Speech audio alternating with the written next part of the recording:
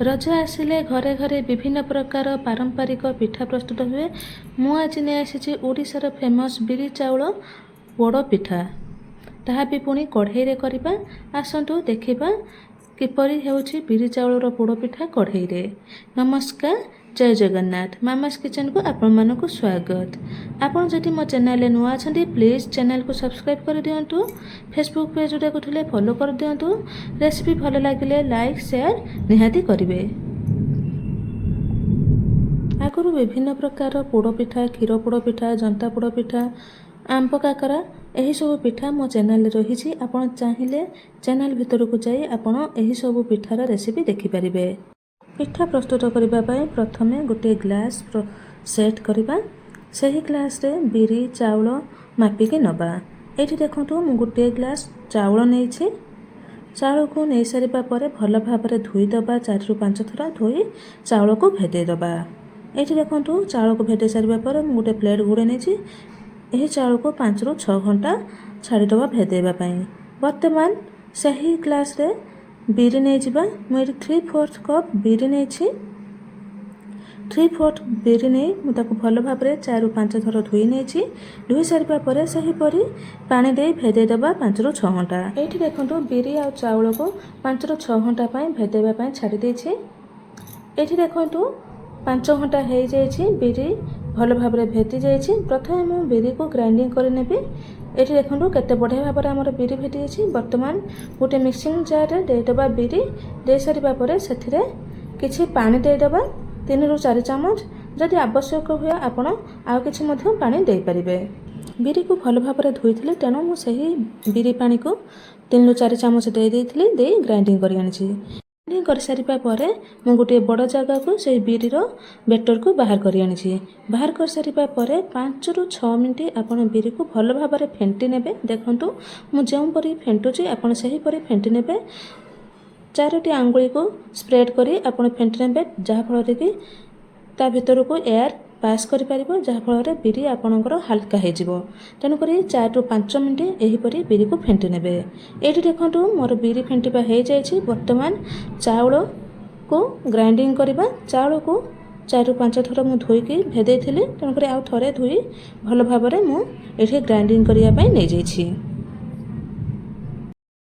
जो grinding jar रे आमे बिरी बाटी थिले सही ग्राइंडिंग जार रे चाउल को बाटी नबा। चाउल को छाणी सेथिरे दे देबा। दे सारिबा परे सेथिरे 5 रु 6 चामच पानी दे देबा। जदि आवश्यक हुए आ किछि भी पानी दे परिबे। चाउल ऊपर निर्भर करे केउ चाउल टिके अधिक पानी निए केउ चाउल टिके कम पानी निए से हिसाब रे आपण पानी दे परिबे। दे बेसी पानिया करिबेनी टिके हल्का बहलिया रहिबो। सही परी करी ग्राइंडिंग करि आनिबे। देखंतु एठी मु ग्राइंडिंग करि आनिछि। चाउलर बेटर किपरि अछि देखंतु एही परी चाउलर बेटर रहइबो। या ठारू बेसी पानिया करिबे नै। पानिया करले बेटर पोड़ पिठा करिबारे असुविधा हबो। चाउलर बेटर को बिरी बेटर सहित मिसै नेछि। मिसै सारिबा परे स्वाद हिसाब रे एठी मु लूण दे देछि। लूण दे सारिबा परे मु एठी भल भाव में बिरी आ चाउलर बेटर को भल भाव में मिसै नेछि। देखंतु एही परी मिसै नेबे। मिसै सारिबा परे मु एठी 1/4 टीस्पून खाइबा सोडा दे देछि। आपण जदि 5 रु 6 घंटा रेस्ट छाड़िया पई चाहुचंदी ताहले सोडा दबा किछि आवश्यक नै। मोर जेतु शीघ्र करिबा थिला तेणु करी एठी मु 1/4 टीस्पून खाइबा सोडा दे देछि। खाइबा सोडा दे सारिला परे सेथिरे गोटे चामच हबो पानी ऊपर दे भल भाव में मिसै नेछि। देखंतु जदि आपण खाइबा सोडा दउछंदी एही परी भल भाव में मिसै नेबे। नहले खाइबा सोडा जदि भल भाव में न मिसिथिबो पिठा भल लागिबो नै। बिरी चाउल बेटर रे जहाँ सब मिसेबा कथा लूण सोडा जहाँ सब मिसेबा कथा भल भाव में मिसै नेछि। मिसै सारिबा परे भल भाव में गुळे नेछि। गुळे एहाको रेस्ट छाड़ी दबा। वर्तमान जिबा नेक्स्ट प्रोसेस को। वर्तमान नडियार पूर प्रस्तुत करिबा। मु एठी खाली नडिया पूर प्रस्तुत करछि। आपण चाहिए एथिरे छेना मध्य दे प्रस्तुत करि परिबे। छेना नडिया पूर करि परिबे। नडिया पूर प्रस्तुत करिबा पय मु एठी गैस रे गोटे कढ़ई बसै नेछि। कढ़ई बसै सारिबा परे सेथिरे गोटे कप हबो गुड़ देछि। मु एठी माठिया गुड़ नेछि। आपण चाहिए नॉर्मल गुड़ नै परिबे। जदि आपण गुड़ पसंद है आपण चीनी रे मध्य पूर प्रस्तुत करि परिबे। गुड़ दे सारिबा परे वर्तमान नड़िया कोरा देदेबा जहाँकि दुईटा नड़िया मु कोरिकी रखी मीडियम साइज्र दुईटा नड़िया कोरिकी रखी मुझे देदेची दे भल भाव में मिसई नहीं मिसई सारापर देखिए 2-3 मिनट मिसई सारापर नड़िया सफ्ट हो सफ्ट होगापर मुझे cardamom powder black pepper powder 1 चामच मिसेकी देदेची दे सारापर भल भाव में मिसई नहीं मिसई जापर आमर गुड़ पानी भल भाव में मरीजा पर नड़िया पुर भल भाव में प्रस्तुत हो। बर्तमान देखो नड़िया पुर आमर प्रस्तुत हो जाइए। बर्तमान यही नड़िया पुर को गोटे साइड रखीदे ठंडा हाँपाई। बर्तमान पिठा पोड़ापाई जगह प्रस्तुत करवा। पिठा पोड़ापाई मुझे गोटे लुहा कढ़ई नहीं जाइए। कढ़ई रे किसी घी लगे नहीं। जदि आपड़ घी पसंद करूना आपड़ रिफाइन ऑयल लगे पारे। मुझे लुहा कढ़ई नहीं आपड़ जदि चाहिए आपण नॉर्मल कढ़ई में प्रस्तुत करें किंतु लुहा कढ़ई नवा द्वारा गाँव में जोपरी पोड़पिठा देखा जाए सेहीपरी पोड़ी हेब आ टेस्ट सेहीपरी आसे। तेणुक जदि आपण पाखे लुहा कढ़ई अच्छी आप लुहा कढ़ई यहीपरी प्रस्तुत करूँ जदि ना आप नॉर्मल कढ़ई प्रस्तुत करें। मुझे घी लगे सारापर किसी शालपत्र देदेछि। शालपत्र टिके मोटा कर कारण जमती पिठा जमा पोड़बनी माने बेसी पोड़बनी आउ पिठा भल भाव में पोड़ा देखा कि बेसी कला देखा सेहीपरी मु बेसी टिके शालपत्र देदेछि दे भल भाव में ताऊपर घी लगे नहीं। देखु मुझेपरी करुँची सेहीपरी आपड़ करे। शालपत्र दे सारापर से किसी घी लगे ने। ये देखु आमर भल भाव में पिठा पोड़ापाई कढ़ा प्रस्तुत हो गला। बर्तमान यही कढ़ई आमे देदबा बेटर को जहाँकि आगुरी आम गोल रखी थे। देखु ये बेटर आमर केते बढ़िया भाव में हो जाइए। पोड़ पिठार बेटर बेसी फुलवा किसी आवश्यक ना। यहीपरि रहिले आपणकर पिठाटी ठीक प्रस्तुत हो पार। बेसी फुली गले पोड़ पिठा भल हेब ना। तेणुक यहीपरि बेटरटी फुलवा दरकार। ये देखु कथा हाँपा मध्य मुझे शालपत्र कढ़ई दे देछि बेटर। आपण ये पूरा बेटर देवे ना अधा बेटर देवे अधा आउ रखिने। अधा बेटर दे भल भाव में बेटर को स्प्रेड करे। शालपत्र बा कढ़ई स्प्रेड कर सारिबा परे आगुरी जो आम पूर कर रखी से ही पूर को बेटर उपर देदबा। देखु मुझे देउछि देकी स्प्रेड कर नउछि ता ऊपर पूर देउछि सेहीपरि आपण पूर देदेबे। पूर अधिक करी आपण देबे। पूर अधिक देवा द्वारा पिठार टेस्ट बढ़ी थाए।